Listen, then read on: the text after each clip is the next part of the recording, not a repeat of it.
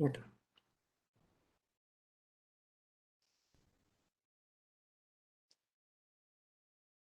So you guys get the joy of going first in terms of the roundtable, which is both wonderful and terrible. It's wonderful in the sense that there's no precedent, but terrible perhaps in the sense that next week when the other panelists present, they can say, "Oh, we take offense to whatever was said in the first roundtable." So if you feel strongly that you would like to rebut that in some way, let me know, and I'm sure that we can work out a very like cross-examination kind of thing. Um, yeah.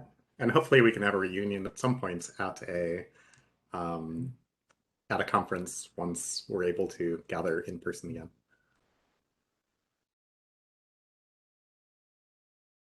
Okay.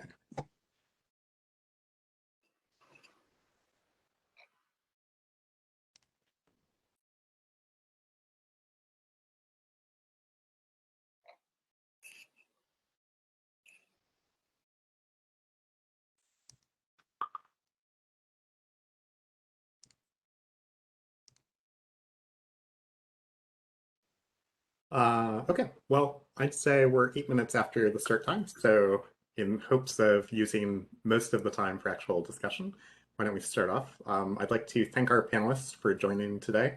Looks like most of us are in home offices. I'm very, very excited about the topics to cover today. So I want to kick things off with kind of general questions, but attendees, feel free to type questions into the chat, and you can use the hand raise feature if you want. You can send me direct messages there. Um, I don't want you calling my cell phone right now, but there are ways that you'll be recognized so that we can make sure your questions get asked.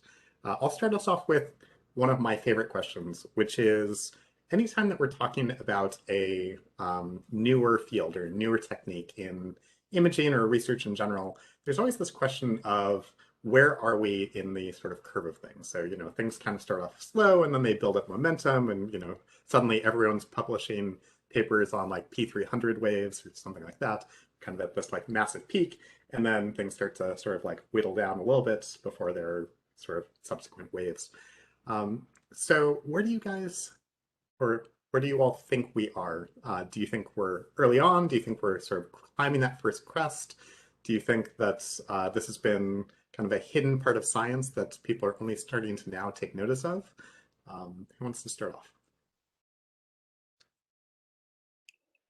I think we're still climbing that first crest, although the ramp has been pretty slow up until recently. The rest of you can tell me if you feel the same, but The Good, the Bad, and the Ugly was 2004. And there wasn't like that. And then there was the Raiders of the Lost Ark, these kind of landmark papers introducing movies in fMRI. And there was a lot of development during that time, but it wasn't, it just seems like in the last couple of years, it has really exploded. And you're starting to see, workshops like this and symposia that kind of have that and reviews papers, right? Multiple review papers about it. So to me, it feels like it's ramped up a lot in the last couple of years. Um, I it's it's certainly not possible to predict the future of it. I guess my feeling is that there's a lot of excitement about the complexity of the stimuli and the brain responses. And there's what has to happen next is a kind of pushback on being able to interpret what we're doing, right? And regain some of the control um, that we were excited um, to let go of. But I think that's around the corner. Yeah, I'm not saying I'm doing it, but I think we're going to feel it. Yeah, feel the pressure. I just was watching Uri Hassan's talk, and he is sort of prophetic in these ways, I think. And he opened by saying that he thinks that this stuff is going to like revolutionize how we think about psychology, which I think is a massive, massive statement. So if that's the case, then even though we're super steep, we're still just at the very, very beginnings. So I guess it depends on what we think that like impact sphere is going to look like. Yeah, like a lot of things in psychology, it's cyclical too. You know, Bartlett was a really long time ago, and those arguments were really similar to some of the things that we talk about in the field now, weighing the pros and cons of using these rich stimuli where organisms get to behave the way that they evolved to versus having more control. So I guess that's why I feel like the pendulum always swings back, even if it doesn't swing back to the same place, right? Mm-hmm. But of course, I always agree with Uri. I do think one change though is like we have better models of naturalistic things. So even though there's a lot of complexity, I think the modeling and like the math and computer science end of things has really advanced from like the earliest naturalistic experiments like back in the day. And like I don't know, to me that changes things. Mm-hmm. And then I think as kind of psychologists and neuroscience, like our goal is like has always been like understand how real brains operate in the real world. And then the question is like, do you want to study brains in the real world or simplify? And but ultimately, I think, well, I've never seen someone say like my end goal is to understand like how the retina perceives a photon of light landing on a photoreceptor. It's like, how do you see or how do you interpret the visual world? Yeah, I agree with all those points. I think we're still like on the crest, and also like thinking about potential pushback from like all of this control we let go of. I feel like we're also starting to kind of the pendulum is swinging to naturalistic stimuli that are targeted for particular, so it's like a more of a task. So Tammy, in your talk, right, the trailer that you showed, that's like a targeted stimulus. And I think there's a lot of room for developing our tasks and making, naturalistic stimuli, but that are still task-like in some ways and maybe require different like explicit behavioral responses. And that seems like a whole new open possibility. And all of these new methods that are being developed are going to just let us better characterize the stimuli and thus like target them to specific cognitive and attentional processes. So I'm excited to see more of that. Yeah, I'm really scared of it though too. So before OHBM in Montreal got canceled, we were going to do a symposium called Nature Preserve, and it was about how to increase experimental control without violating the naturalistic aspects of these stimuli, right? And so to me, that's like a very live tension that we're going to do battle with over the next bit. And my concern is just that we're going to start, destructive editing this stuff and basically take all the denaturalize the naturalistic stimuli. And I really don't want us to do that as a field. That doesn't mean we can't be crafty and elegant and smart and do really cool things to actually increase experimental control. But I think we need to be naturalistically informed when we make those strategic choices. Yeah, and we shouldn't think that the Hollywood movie is like the pinnacle of naturalistic input either. It's a long way from being real world experience, right? So yes, we're in that sense, we worry about doing things to the movie to increase control and lose some realism, but we still have a long way to go to achieve the kind of realism we actually want. Right? Yeah. And on that note, I mean, I think one thing we're seeing is that as you make these targeted interventions, as you start to expand what you consider naturalistic stimuli, we realize that there's unique features kind of for different populations or for different moments in a naturalistic stimulus. And so I think to Jeremy's point earlier about like the math and the computer science really helping, if we're being pushed lower and lower in terms of the trials that we have available for a certain kind of, naturalistic stimulus or a certain kind of action, that's going to become really important, is how do you do neuroscience in this single trial limit? I think that's a question that's really going to determine the trajectory in some ways of where we can go. My focus is from a modeling perspective. So for task-related experiments, usually we have controls. I mean, like we have contrast between two conditions. So my concern is about naturalistic scanning is that usually we don't have such a control. We don't have something to contrast. So it's difficult to separate the evoked response from whatever the stimuli related to the underlying dynamics in the brain. So even without any stimuli, the brain is not flat, right? So there's some underlying dynamics ongoing all the time. So my concern is that it's at least I haven't seen an effective way to separate that evoked response related to the underlying dynamics. So that's my I feel the challenge we face. Yeah, absolutely. Let me pivot on two of those points that are certainly very much highlighted in Elizabeth's talk, which are, we have this sort of growing set of methods, and lots of people talked about like ISC, RSA, and Elizabeth talked about hyperalignment, or sort of these like functional alignment methods.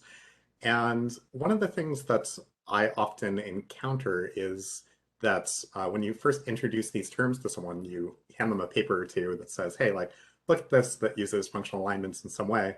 And then there's sort of this like, you know, there's code bases out there on GitHub, and there's tutorials that may or may not be updated on how to actually implement these methods. Where do you all see the field sort of growing, or where would you like to see energy put in terms of bringing some of these tools that are important for analyzing naturalistic stimuli to what I would call the 90% of people doing neuroimaging in terms of the bread and butter, you know, when you think about it, sort of like SPM style, GLM, basic processing, allowing people to try out these methods, whether they're functional alignment, whether they're ISC, whether they're some kind of RSA or CRM style method.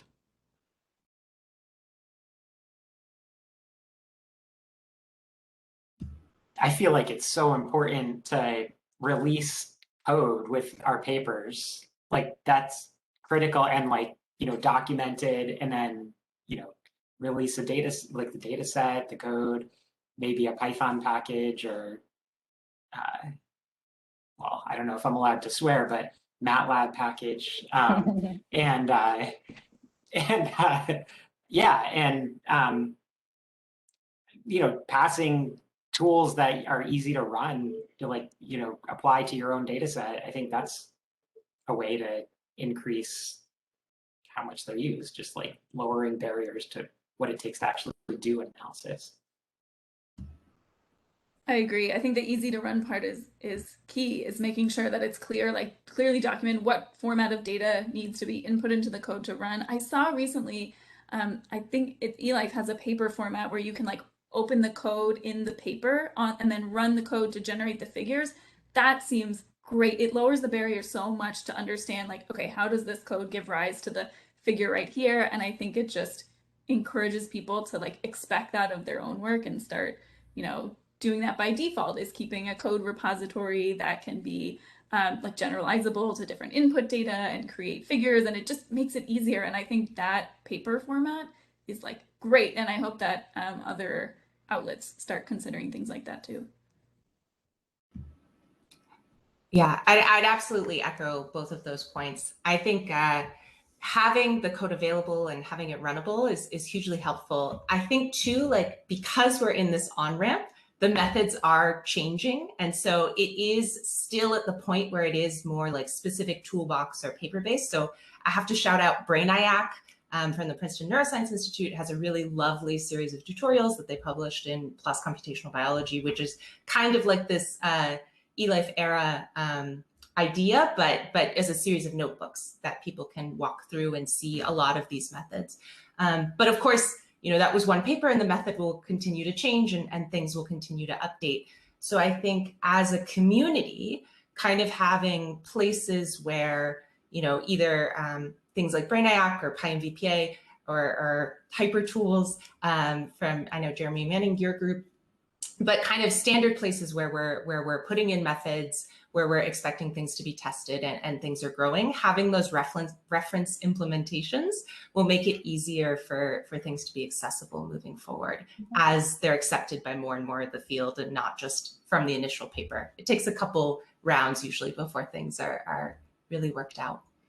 I also should plug Jeremy and Emily's naturalisticdata.org tutorial as a good partner to Brainiac.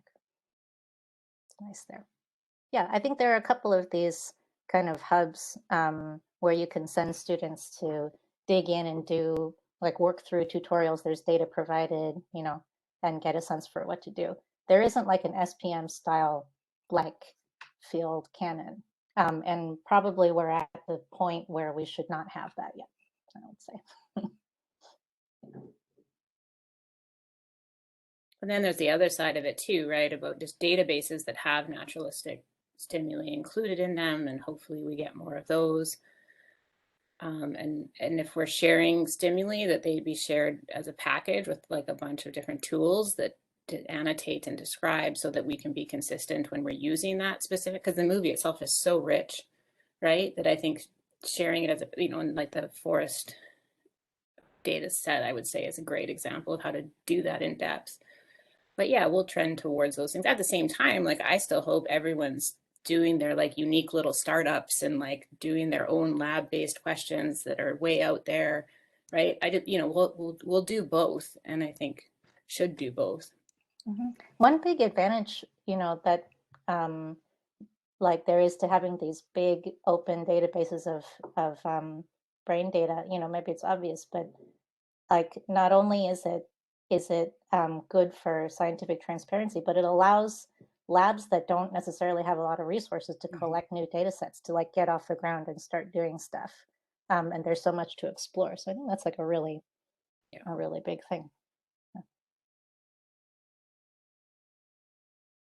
Okay, I'm going to take one question from the chat, who happens to be my boss. So, which is Peter Bandafini says, question about everyone's thoughts on the interface between machine learning and naturalistic stimuli for moving towards better understanding what aspects of naturalistic stimuli are driving similarities and differences. It seems ideally encoding of stimuli, even naturalistic, will be so complete and that we can use multiple regressors rather than relying on methods such as inter-subject correlation. So I have to plug like natural language processing tools for as like a key approach here, where you know we have an entire field of computer science or subfield of computer science devoted to like coming up with vectorized representations of complex conceptual content like documents and the content of speech and conversation.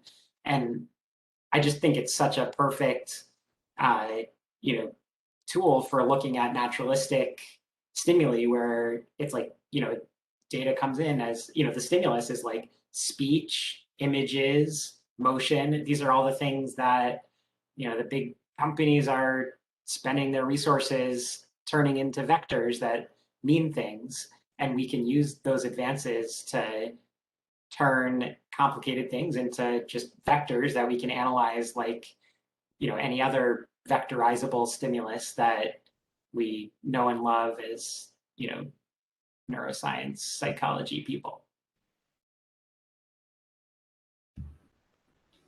I would absolutely agree with that. I would circle back to the point about like the importance of sharing the stimuli and the data sets is really useful here, in that, for example, there's a really interesting project that Alejandro de la Vega is leading called Neuroscout, which is basically taking those available BIDS data sets that have naturalistic stimuli, where the stimuli are available, and making them accessible to the major companies' APIs to do things like natural language processing, scene processing, and making that all available in the browser so that you can go through and look for different movies that are, you know, BIDS and have the stimuli available. What is the relationship between brain activity and, say, the presence of a face on the screen? And so having that available right away makes it possible to do a lot of these, at least initial analyses across several data sets and across many features in a way I think is really exciting and hopefully gets us a bit at this question. Yeah, I think Peter's question is really important because the kinds of experiments that you can design and the questions you can answer using inter-subject correlation are fundamentally different than the way you design experiments if you're going to be building encoding models. And so, I mean, I think of it like right now, the encoding models are still pretty far away from achieving the model that another brain provides. And even though we don't understand that model, right? So you could think of it as like letting us know where the ceiling is on what we should expect to be able to predict if we eventually, you know, achieve this encoding of stimuli using multiple regressors.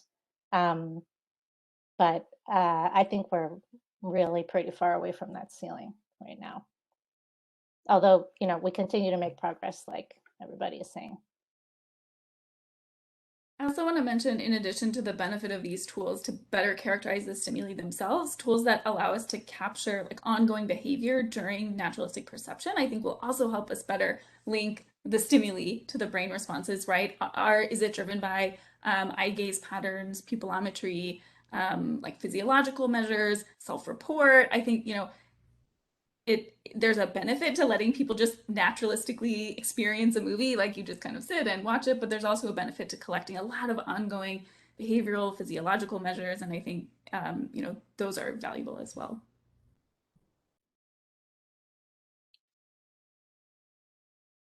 I also think it will be interesting to see what we do with those aspects of these stimuli that are beyond our attempts to annotate or to capture everything, right? Just the feel of the film or the psychological processes that it's coming up with, right? Like there's just this like the true naturalistic part of it that's going on that we'll never, or will we? I don't know. I just think it's really neat to think of those, like, obviously I'm a psychiatrist, those higher order, like super complex things that are dynamic and individualized and all of that kind of stuff, but tough to capture.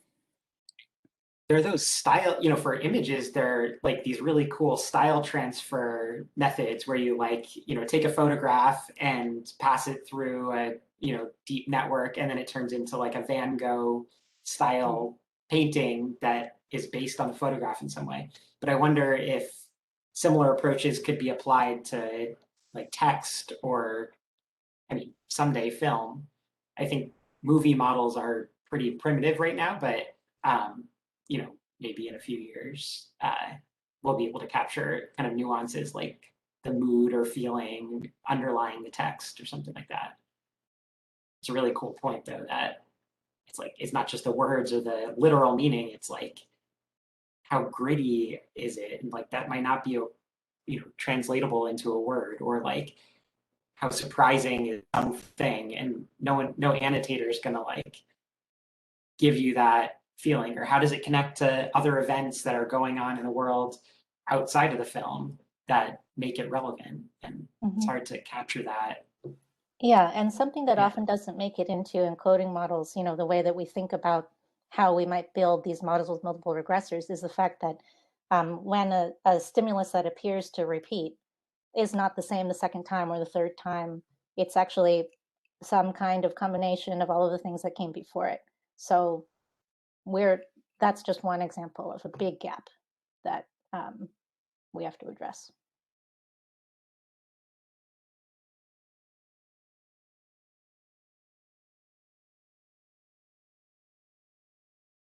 Okay, that seems like that's been fairly well discussed. I have a note from a collaborator of mine, Michael Crowley, that certainly raised the question of, you know, what happens when you watch movies without the soundtrack, and, you know, just having the soundtrack, which oftentimes, you know, people buy soundtracks still, or at least I buy soundtracks still, so I'm going to generalize everyone. But, you know, just the soundtrack can bring back all these emotions and memory about the events that sort of like tie the entire story together. I'm going to take another question from the chat.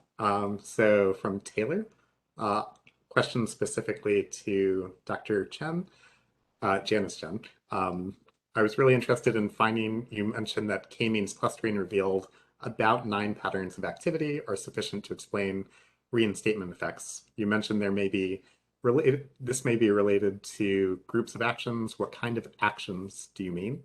And why don't we start there and then we'll get to the second part of the question. Yeah, I went through that pretty fast in the talk. So this was in PMC specifically, but of course you could imagine doing the analysis anywhere in the brain. And it's early days, so we haven't done that yet, but we're focusing on this region that we know is really involved in reinstatement. And the kind of actions that we were talking about, you know, we're thinking of how you divide a naturalistic sequence like a movie into pieces, right? Because we need to categorize the TRs. And so what we do is have automatic labeling of actions using a TRN. It's trained on moments in time, the moments in time database. And so it's trained on these little short 3-second clips of people doing different stuff, you know, like jumping, running, all kinds of verbs. And we can automatically label every 3 seconds of the video with these different action verbs. And then you could either use like Word2Vec, you know, to then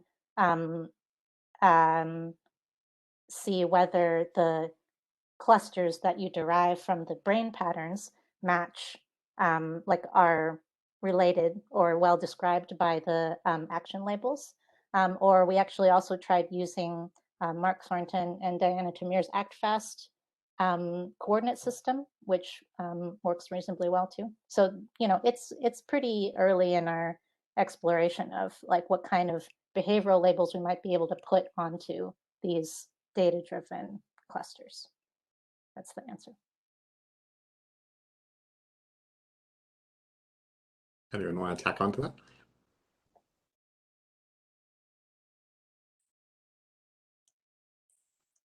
Yeah, Okay. it's just another way of breaking down what's happening in a movie. It's like you can have, you know, what we commonly do is we have people annotate the movie, just like watch it and write sentences about what's happening every 5 or 10 seconds. And the more that you can automate that, I think Jeremy's done some video-based like automatic analysis too.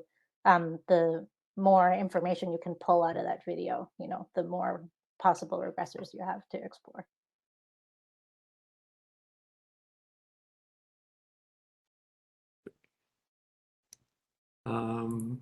Our next question, I'm going to paste into the chat because it came by email, is for Jeremy in particular. So Jeremy, at the end of your talk, you mentioned trying to get thought mappings to transfer. However, Josh is wondering, might it be true that the same general concept is actually embedded in different ways across different individuals? You know, how's this sort of frustrating this process?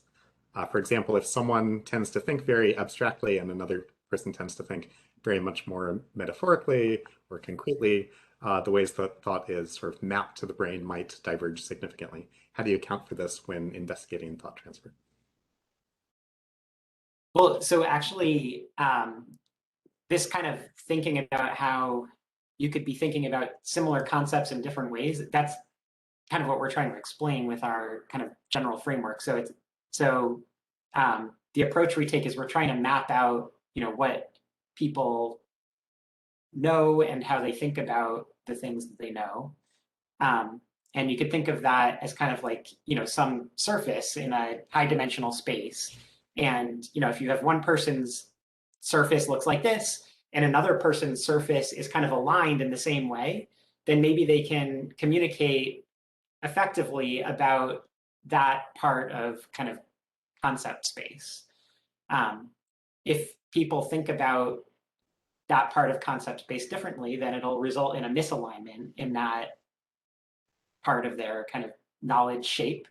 And we think maybe that people won't be able to communicate as effectively. So if one person thinks like, you know, abstractly about some set of concepts, that's going to be associated with some distortion relative to, you know, maybe some other person who thinks more concretely about those same concepts.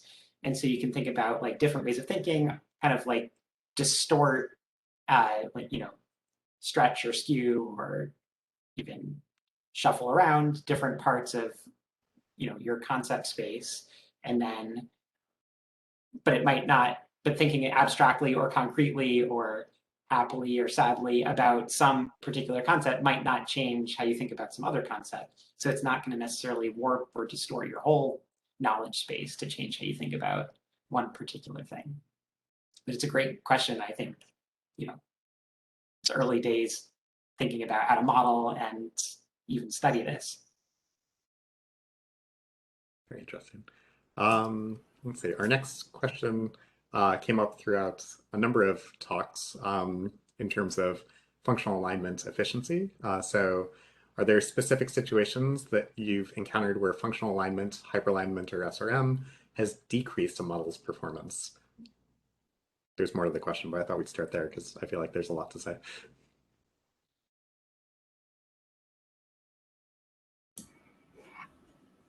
I think it's a great question. I would say that we don't see it terribly often. I do wonder, though, if you have stimuli where you would expect, kind of to Jeremy, the point you were making just a moment ago, like people would interpret them in different ways. Then if you're trying to align activity across that, it would make sense that you're actually going to induce maybe a group effect that you weren't interested in. You're trying to go across that. And so I think, though, because the majority of alignment stimuli that are used to date are more kind of standard Hollywood films, or, you know, in our case, we use statistical contrast maps as well, where we expect kind of stereotyped, roughly stereotyped patterns. In those cases, it seems like it's enough to generate a mapping between individuals where you expect correspondence. But yeah, in cases where you wouldn't necessarily expect correspondence, I'd be wary about trying to create a mapping. So actually, well, to follow up on Elizabeth's point, the one place where we've seen kind of hyperalignment almost mess things up is in brain regions whose responses are very idiosyncratic across people. So like the VMPFC, for example, is thought to kind of, or one way of thinking of it is like maybe it ascribes kind of affective meaning that's idiosyncratic to each person to your ongoing experiences. And in one of our collaborations with Luke Chang's group, we've looked at VMPFC responses, and like they don't align across people in time or in space. But so then we have to develop other models to figure out like which aspects of this region's activity are similar and which aspects are truly different across people. So we ended up using a totally different approach, looking at like state changes in this region. Mm-hmm. I've seen, I don't work a lot with functional alignment myself anymore, but because it's complicated and introduces problems. One of these problems is the selection of the training set. I mean, the basic idea is that you have to select the training video or data stimulus that like actually has something to do with the experimental part of your design, right? So if you are interested, if your experiment is going to be to have like visual cues or visual stimuli, but you were to use like a purely auditory stimulus for training, that would be a total mismatch. That's an obvious case of it, right? And if you're now talking about brain regions where you're studying something like memory or motion, now you're not like totally sure how to choose your training data. So you just choose a movie that you hope has like a lot of, that induces a lot of states that will cover the region of semantic space that you want, but like you don't really know. So I've seen in a collaboration with Jamal Williams, he has a music study, and it wasn't clear kind of whether it was helping, but maybe that's a question for Chris Baldessano, who's actually the senior on that paper at the next workshop. And would we ever get to the point where we knew enough that we could create a movie that would drive the alignment that we needed, right? And so we did it in a like sort of forward-facing manner. That's quite a far ways down the road, I think, but it'd be cool. But you're thinking like, pick a brain region, and then we know something. Maybe we know something about the responses. Can you craft a movie to like align that region across people? Yeah, or could you even craft a movie that would hit everything systematically within the shortest amount of time possible, right? Yeah, that's kind That'd of be what so Raiders cool. of the Lost Ark was supposed to be. Right? Yeah. It was like supposed to be to explore as much of the space as possible. Right. Yeah. I love the idea that you could like give some battery of stimuli to people and just like map out every network in their brain and, you know, the function of every piece of their brain. And, you know, it's like a 10-minute diagnostic thing that you just do to everyone. Yeah. You need to have them live a whole life. Yeah. I wonder if your there's a ideal Well, way, that shouldn't training take more than 10 minutes though. like, is there a way You to just have to- collect the crest? Oh, sorry, go ahead. Oh, nothing. I wasn't saying anything good. Okay. I was just gonna say, I wonder, could we use like the battery of naturalistic tasks and data sets that are available and pick out moments of time that like, so it wouldn't, it, you know, does it have to be a cohesive movie with a narrative? I think for some experimental questions it does, but in some cases it might not. Maybe we just need like a subsampled series of flashes from many different movies, many different stimuli to push us into varied cognitive states and like try and map the whole space. I think the narrative is required for like many of the questions that we work with though. I mean, you know, if you were studying early sensory cortex, then I think you could definitely do those flashes and you could probably achieve most of the states that people get to in their daily life. But you're not going to be able to like get somebody to like peak happiness in a 1-second movie clip, right? There are some states that take time to achieve. We need at least 8 seconds for that, I think.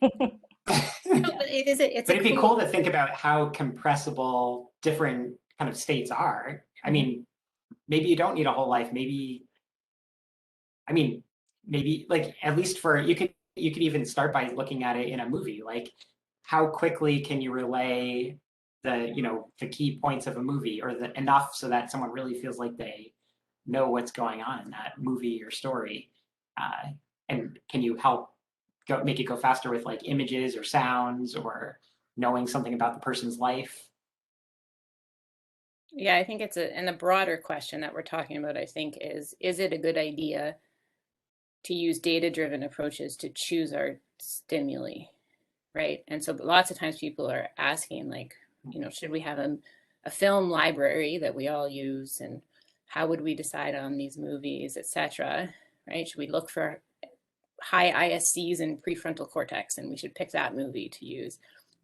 I don't know. I think it's a super interesting discussion. I think it goes both ways, right? Like it's another way of kind of imposing ourselves on the stimuli. Is it good or bad? I don't know. I think it's kind of a neat There's concept. a limit to it. There's a limit to it as well, since this workshop is also about individual differences. Like high ISC is leaving out the people who vary from the mode.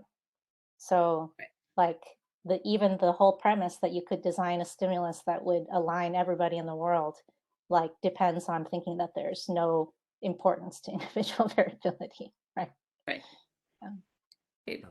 It sort of mirrors a similar question in just like task fMRI, which for these big sort of, you know, big studies like HCP or ABCD that collect many, many participants, they have to decide on a, you know, relatively small set of tasks. And that has benefits of like having many individuals for the same tasks, but then limits the number of cognitive processes that like a variety of labs are studying because we use the same data, we're focused on those tasks. And you know, same thing with the movie. It would be great to have lots of data from lots of different scanners and participant populations on the same stimuli to compare them, but then also could have the effect of sort of narrowing our focus. It's almost like we need a Rotten Tomatoes scale for naturalistic stimuli. Yeah, I mean, it's the same, you know, it's not like a problem that's unique to naturalistic approaches, though. Like, we were stuck with faces and houses for a really long time. I don't know if I'd put that as past tense. But it is sort of interesting. Like the way I see this trade-off right now is in some of the densely sampled or deep phenotyping data sets, where like, for example, like individual brain charting, Courtois neuromod, you have a small number of individuals, but you have many, many different, often naturalistic tasks or stimuli that you're collecting with these individuals. And so now you can kind of say, you know, I'm going to see how things vary across this broad stimulus set, but you do have a limited number of individuals to be able to say like, okay, how far can I really look at individual differences in 5 people, 6 people? It's difficult, but it allows you to see the other side really well, which is also important. I want to take that idea and, you know, go like 1 degree to the side, which is that as we've been talking, it occurs to me that there are lots of supplementary data that we could be collecting in naturalistic stimuli from the participant, like physio data or EEG or FNIRS, things like that. What would be on your wish list and perhaps why? Especially for these big studies where, you know, we have like healthy brain network and whatnot. Oh, I was going to say that like these days I collect heart rate and respiration, especially during speech. I don't know that like that's for the purposes of learning something about the brain as opposed to just cleaning the data, but it seems like it would be a pretty important one to throw in there when you know that the signal that you're measuring is related to respiration. Yeah. I would like just basic arousal measures, so heart rate variability, skin conductance, something like that, to be able to track during these movies. Because I always think they're awesome movies and everyone's paying like perfect attention, but you know, I don't think that's actually the case. That's a perfect segue. I was gonna plug eye tracking measures, pupillometry, especially for auditory stimuli, and also self-report measures. So, you know, I think we're rightly can be skeptical of certain self-report measures, but we found, you know, success in just asking people to rate how attentive they are to a stimulus or how engaging they find a particular stimulus. And there was a great question that made me laugh on the message board about, well, you know, do you change a process by measuring the process? And they linked a little Futurama clip that referenced this. And we have actually found some recent evidence in the Healthy Brain Network sample that individuals self-report about how engaging they find a stimulus is related to the synchrony of like eye position in a totally different group of individuals. So like moments of time when people rate the stimulus more engaging, different participants show more similarity in where on the screen they're looking. And so just those kinds of different measures, subjective measures, objective measures, can be helpful in, you know, maybe we think there's aspects of a stimulus that are driving brain activity, but it's really just that like we find it boring and we're zoned out, right? And we're not attending to the stimulus as much as we are at other parts. So getting those kinds of measures, I think, can be really helpful. So for brain data, we can, like, even if you have different modalities, you could like, you know, what we kind of want to know, regardless of how we're measuring the brain, is like, what is each little piece of brain doing and when? You know, maybe we care about neurons firing, but we can kind of abstract it to activity. But if you like, you know, from that perspective, you know, it's fine to like look at EEG data and compare it to MEG data or fMRI data or ECOG data. But like, do you think it's even possible to build like a kind of common space like that for tasks? Like I maybe think of it for like for movies, maybe like word embedding models could help us get there, but like I have no idea how you would even approach it for like having every task describable in a common experiment space or action space.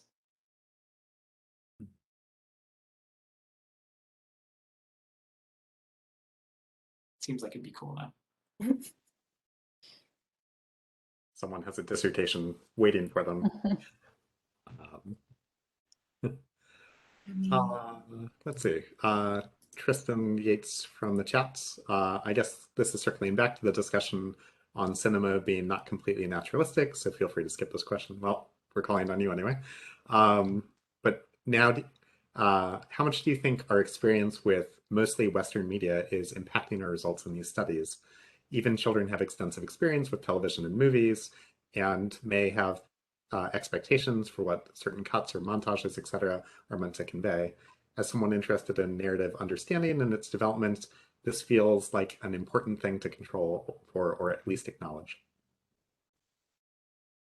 Yeah, I mean, every film is a product of humans and culture and place, right? It's why it's awesome and amazing. It's also like a gazillion confounds that we have to deal with in each case, you know, and there are things that are outdated. There's things that are culturally out of place. It's just like, yeah, it's a whole mess. That's my answer. Yeah, I mean, and so the notion that cinema isn't completely naturalistic, you know, maybe more needs to be said about that. It's narrative and film, these are natural stimuli in the sense that people actually do watch them. And people actually do tell stories and listen to stories, and the narrative is like a kind of special type of stimulus. It's not an artificial one, right? It's just a subclass.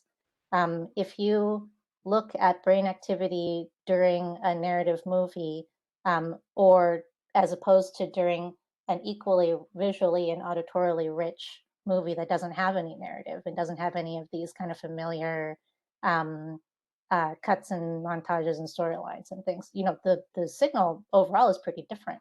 You're not going to see intersubject correlation in a lot of the brain regions that you would if you had a narrative. So I think like you shouldn't think of naturalistic as being a kind of arrow that is just in one dimension and we're trying to get closer and closer to the other end of it. There are different categories of stimuli, one of which is narrative, and other ones are going to involve like free exploration of 3D environments, you know, things that we can't necessarily fully capture in the scanner right now.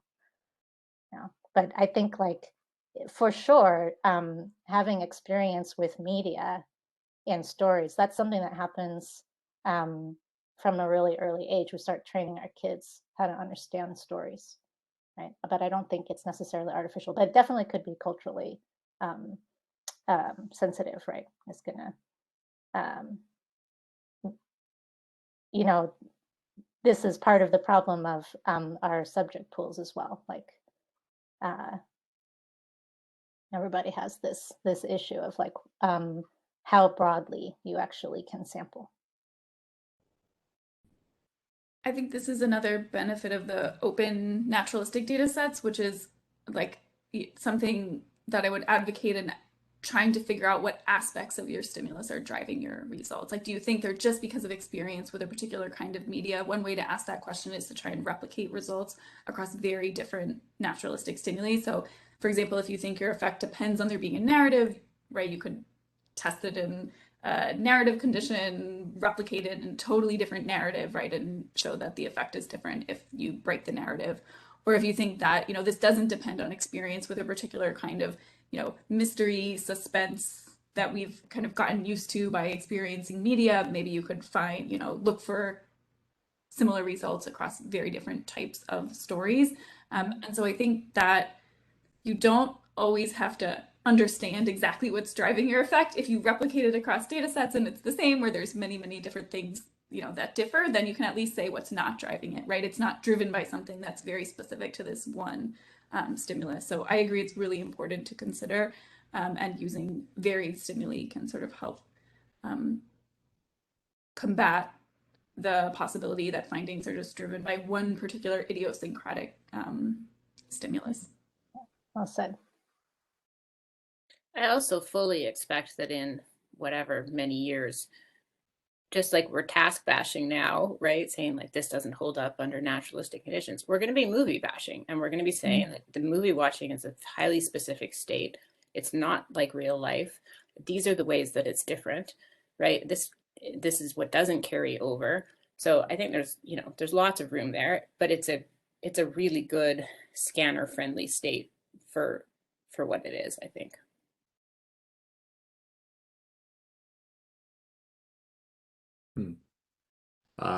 Dustin has a great question from the chat.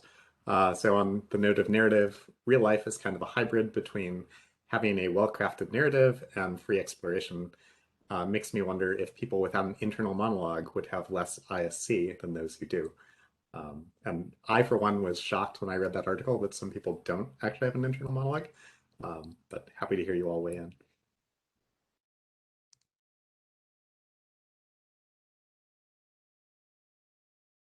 I mean, it sounds like an open question to me.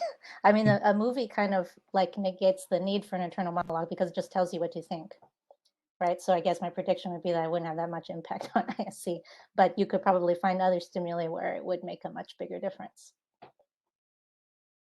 Maybe movies that require more effort on the part of the viewer. Yeah.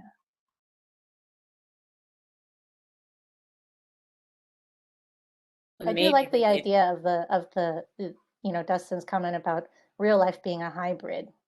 Nice. It's kind of like a complicated, it's something I think about too, like to what extent is your real life a narrative at the time you're living it? And how much does it only become a narrative when you remember it? It gets increasingly well crafted as you go back and think about it again and again and choose what you're going to remember and incorporate into your kind of vision of who you are.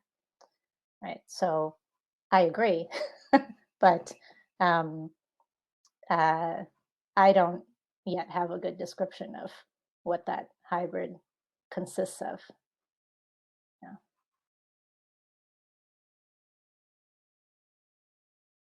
Yeah, there was a comment before about how, you know, you kind of need to know so much about people's lives before, and certainly there are movies that have scenes in them that people have lived in their own lives. You know, whether that's like Lord of the Rings or Star Wars or, you know, maybe romantic comedy.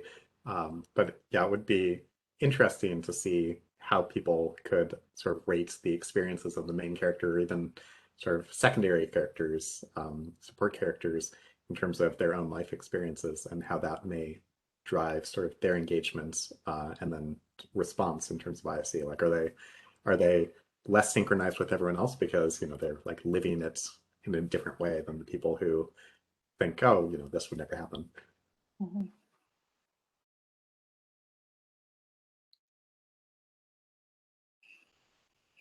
I always like to ask this question because I know that there are often new or interested graduate students or people who are starting to look at postdocs and interested in this field, and particularly interested in working with one of our panelists today, working with one of, or many of our panelists today, which is, and you don't have to say whether you're taking students right now, but if you were to recommend skills that people who were interested in getting involved in naturalistic stimuli or individual differences research, what would those skills be? And, you know, you can be general and say, you know, programming, or you can be more specific.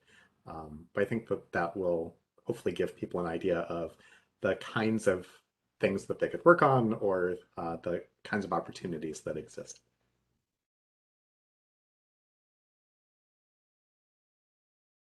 So I think programming is super useful.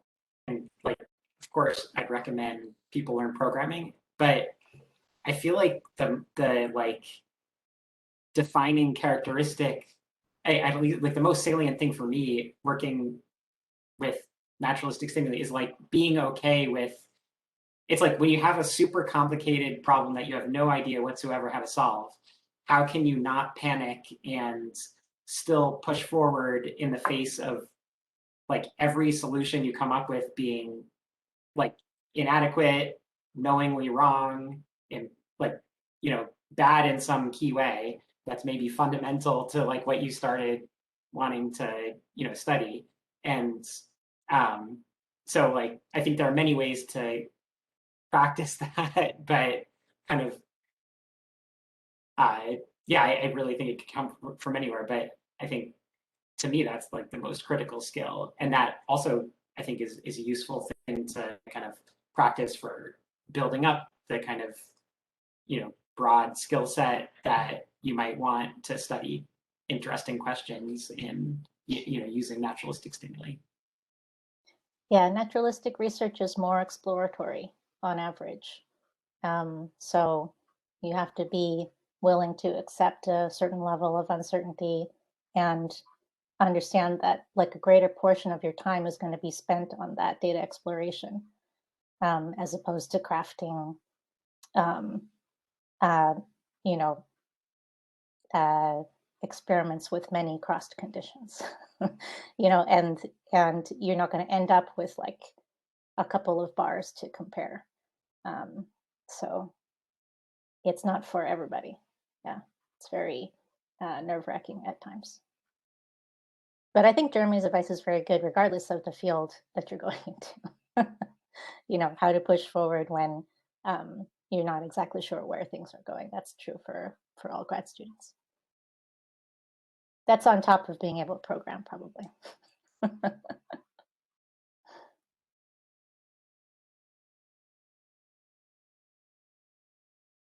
So we have a very psych neuro kind of focused group today, with the exception of our token engineer.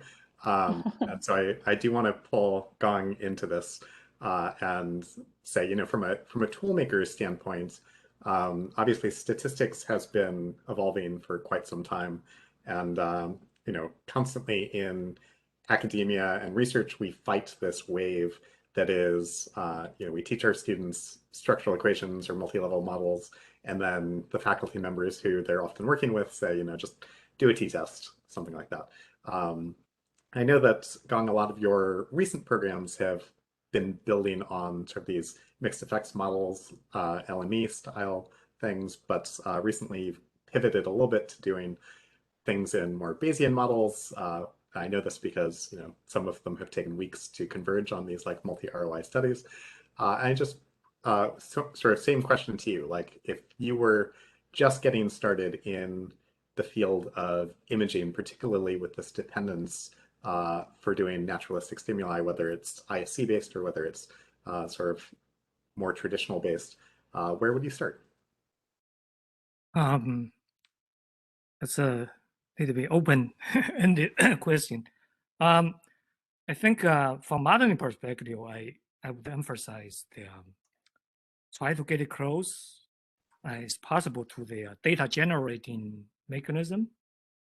So that basically will point to the, I mean, you already alluded to try to characterize the hierarchical nature of the data structure.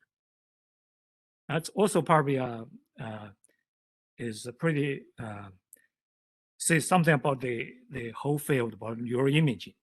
I mean, including multiple comparison issue. So that's, I mean, currently the dominant approach is you treat each voxel or each brain region separately, assuming them they are unrelated, right? So each voxel or each brain region behaves on their own. Yeah, but that's fun. I mean, but from modeling perspective, they do have some hierarchical structure. They are related to some extent, not just from scientific perspective, and also from the data distribution perspective. So, I mean, maybe we'll have to sometimes jump out of the traditional framework. So that may give us some insight to handle some of the authority problems, like a multiple comparison issue, for example.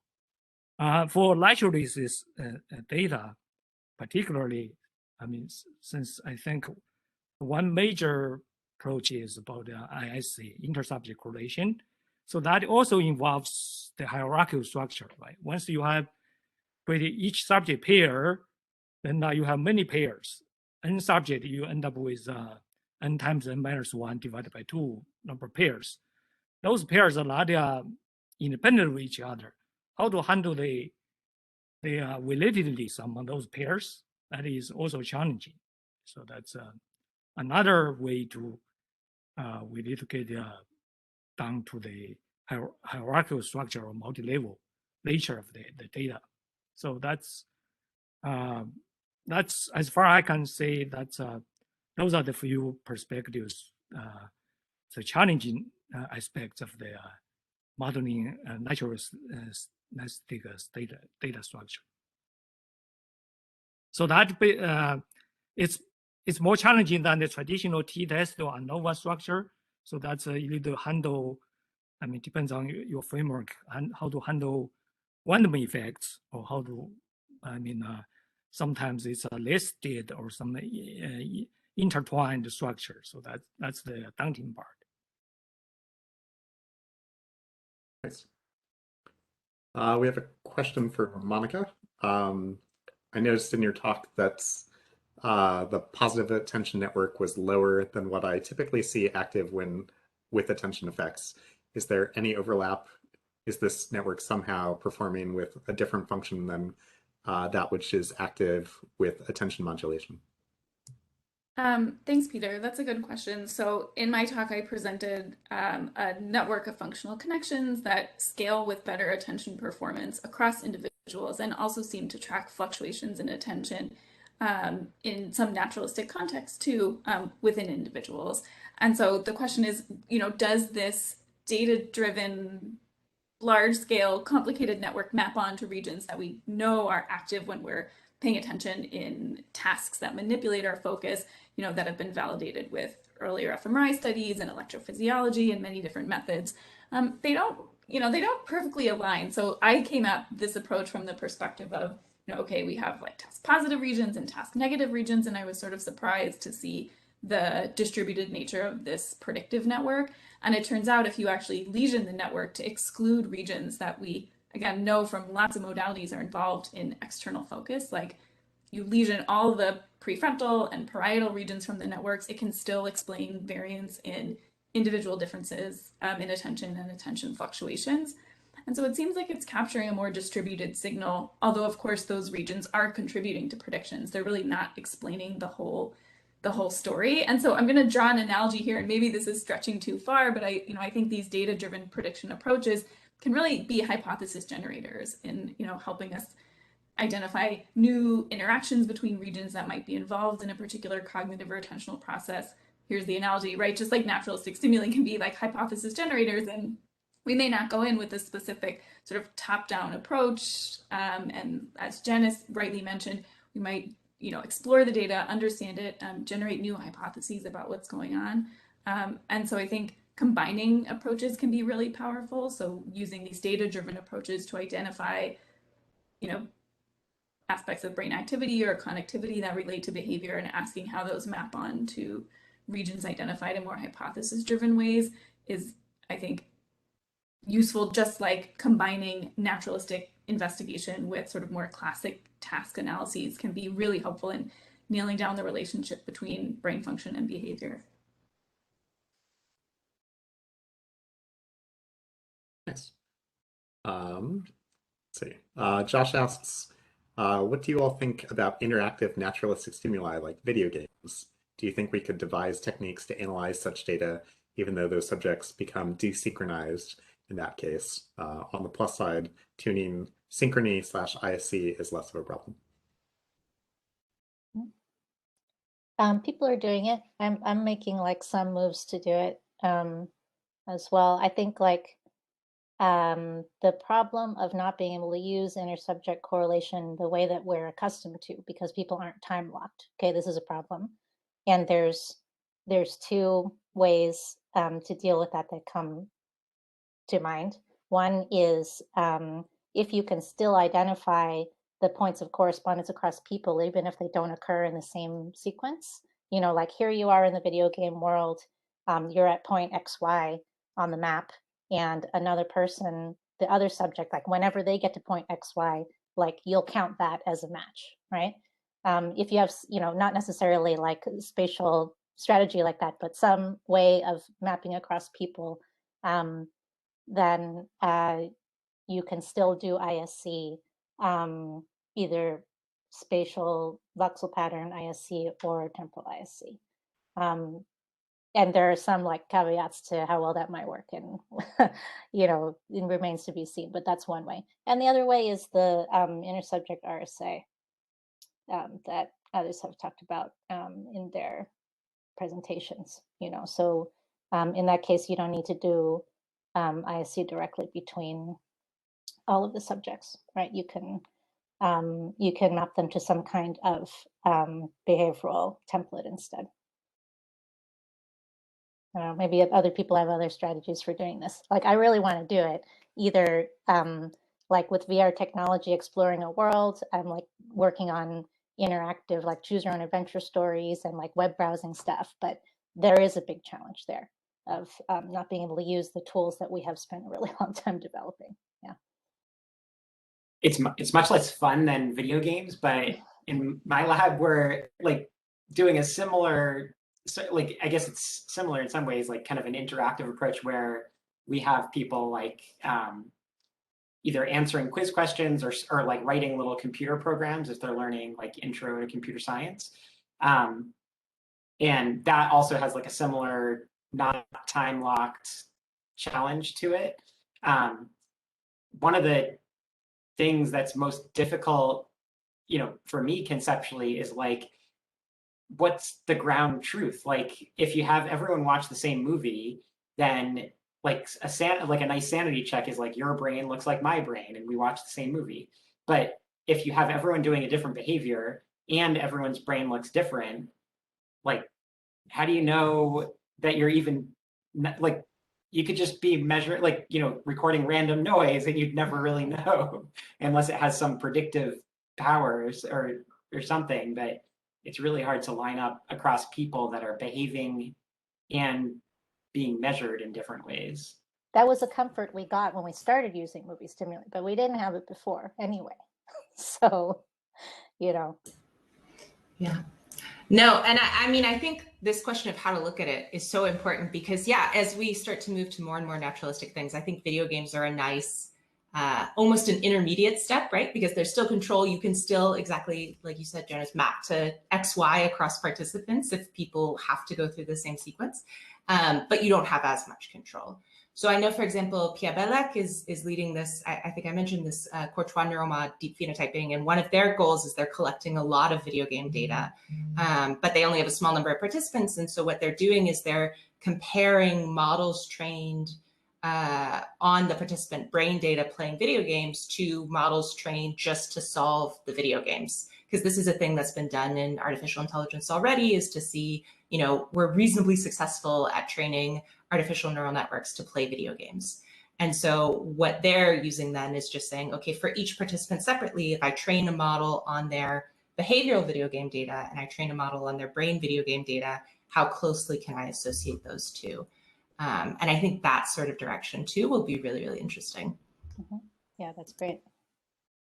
Just to make explicit, like the problem that we face even doing like a XY mapping across subjects who have, let's say, gone through a video game all in their own like trajectory. You can map across people, but the problem, one problem that I don't know how to get around is that, like I said earlier, if you have the same stimulus repeating many times throughout your experiment, it's not the same each time. So if you have a video game where people visit certain points in the map or certain points in the narrative at in different orders, it's kind of like comparing a scrambled story to somebody who watched that scrambled story in a different order. And we already know that scrambled stories have a really different impact on certain brain regions relative to in-text narratives. So I don't think we know yet how that stuff is going to play out. It's just a suggestion for like how to get around the problem, but it's not necessarily going to solve it. I definitely think that there's an interesting engagement question because there are people who play video games and get very much into the story and sort of like live the story, and then there are people who just sort of grind and they're not nearly as attached to things. They kind of aimlessly wander around, and sometimes they get lucky and happen to maybe advance the story if the story is explicit. I mean, sort of like classic video games like the original Legend of Zelda, you could kind of meander around this map, however many tiles it was, over and over and over again. And if you weren't intentional about how you did things, you never really got terribly far in the game. It would be fascinating to look at people who sort of gleam onto the story and sort of, socially connect. And I think that actually ties in a little bit to a question that we got by email that's a little bit geared towards Monica, but I think many of you talked about this throughout, which is there is this social aspect of interacting with things, and there's this question of, you know, what kind of a difference does it make if you're not just doing like, you know, how many faces or how many like people are involved, but also if you're like playing a game, going sort of the Reed Montague like gambling tasks of like interacting with another person instead of interacting with a computer, or even just being watched by a friend or watched by a complete stranger, things like that. So be curious if Monica, if you could weigh in, if anyone else wants to weigh in as well. Meaning like the question of how does this social interaction impact our engagement in like the task at hand? Yes. Yeah, I think that's a really good question. And there's a way to, so one piece of evidence I can give that, you know, social aspects of narrative do drive engagement is sort of like a roundabout way to get at the question.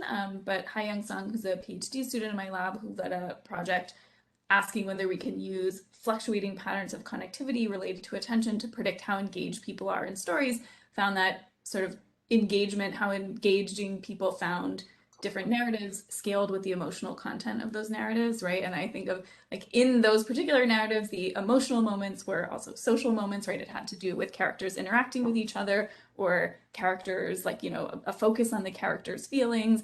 And so we didn't explicitly test whether, you know, the number of characters on the screen, for example, or whether it was an interaction between people or, you know, maybe moments of time that are relevant for theory of mind drove engagement, but that's certainly something we could ask. But I think the like emotion and engagement relationship suggests that that could be the case. And it would be interesting to ask how our sort of overall level of engagement might be different in social versus non-social narratives. I know Emily Finn's lab is asking these questions with two sets of narratives that sort of have causal chains of events.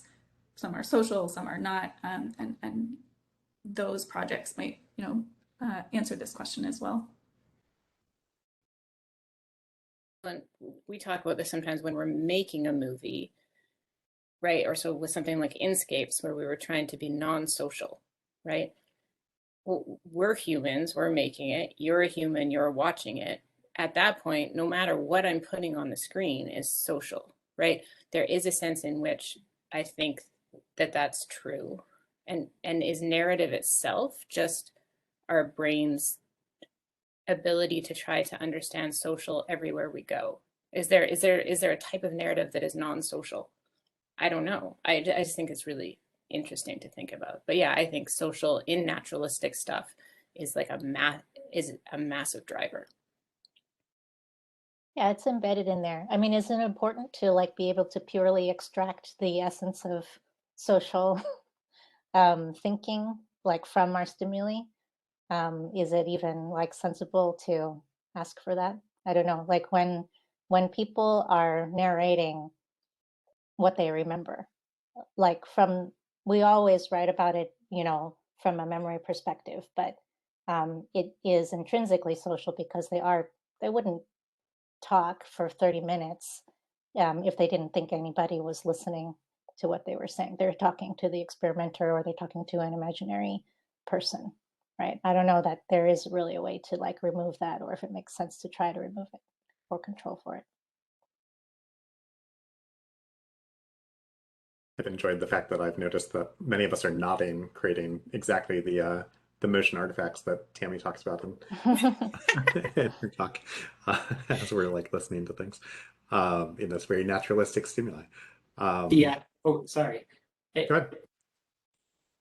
Kind of a tangent, but I was wondering if another idea for like aligning like, you know, or, you know, determining some sort of baseline or ground truth or something in interactive experiments would be to have someone like run in a baseline condition where you just watch a screencast of someone playing a video game or solve a problem.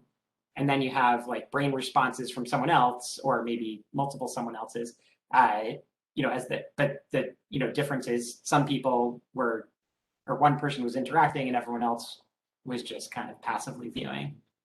Maybe there's something there that could help. But you're saying at that would be the alignment stimulus that we were Yes, so other people's responses to the same thing, because then you could preserve context of, each moment in a way that kind of aligning, decontextualized similar, like kind of conceptually similar moments would throw out. But the cost is you lose the interactive versus non-interactive piece, which could also be critical. But I don't know if context or interaction is more critical. Yeah, it would probably help if they had a lot of experience playing the game. That would make it more immersive. Yeah, that's a cool point. Also be important to get a narrative because, when you watch people watch cooking shows or things like that, even if they don't have cooking experience, they can be like, oh, I can't believe that they didn't do this to their souffle.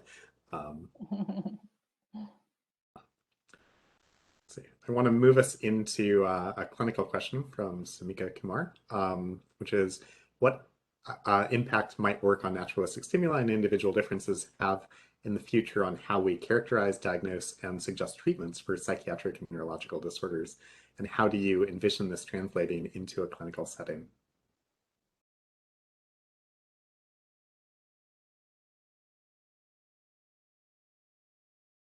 I mean, that's a whopping question. I think it ties into all sorts of different things.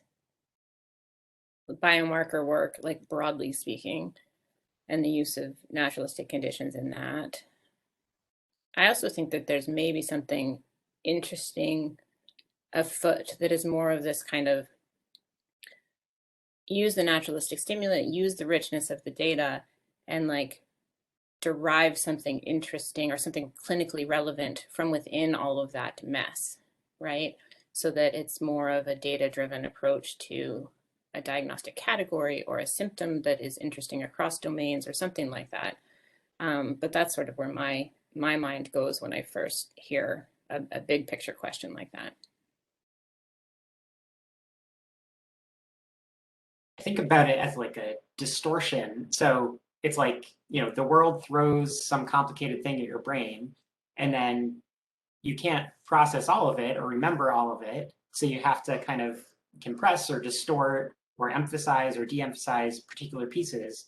And that kind of function that takes the world and maps it onto how your brain thinks about the world, like I think like looking at the parameters of that function to the extent that we can, get it done, I think that would be useful for, and maybe clinically relevant. I mean, one of the great values of using naturalistic stimuli is that you can create situations in the laboratory that are hard to get otherwise, right? And so that automatically improves the potential sensitivity and quality of your diagnostic tools. And I think it's kind of what Tammy was already saying, that, the general approach of like collecting a lot of data from the general population and having an idea of what that distribution is for a particular stimulus allows you to then be able to place patients somewhere on that distribution. It doesn't have to be a single dimension either. It can be multidimensional, right? So it's kind of like making a map of your variables of interest that might be relevant for diagnosis and treatment. Well, and then we also run into the problem of like, do we need symptom specific or disorder specific stimuli or conditions to study these things? And then there's also another question that I think we haven't done much on yet, which is, do individuals with particular disorders, speaking of individual differences, like, do they view a certain stimulus in a completely different way? And then you're trapped in the tautological box of like, is that the disorder, or should we, like, what are we studying if we're studying people who are interacting with the stimulus in a different fashion? It's just really, the early work where individuals with autism are not looking at the eyes when you're watching a typical movie. So if we're studying their brains when they're doing that, then we're studying a different process, which is kind of the point, but also kind of not the point. I don't know. It's an interesting black box to kind of be trapped within.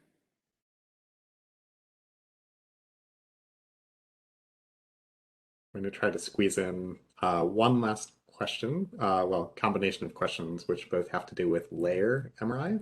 One from Peter Brandatini and one from Josh. Let's see, Peter's question was, it seems like parcellation as a first step in much ISC research is limited, especially when going from extremely high resolution to compare subjects. Elizabeth talked about this in her talk as being an issue. Will there be a way to do something like inter-subject correlation at the level of layers across the entire brain? And if so, how might this be done?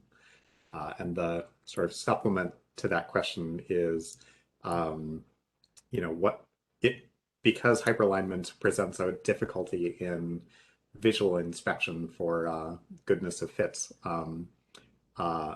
what problems do you see sort of arising in terms of the QA or the QC of that data?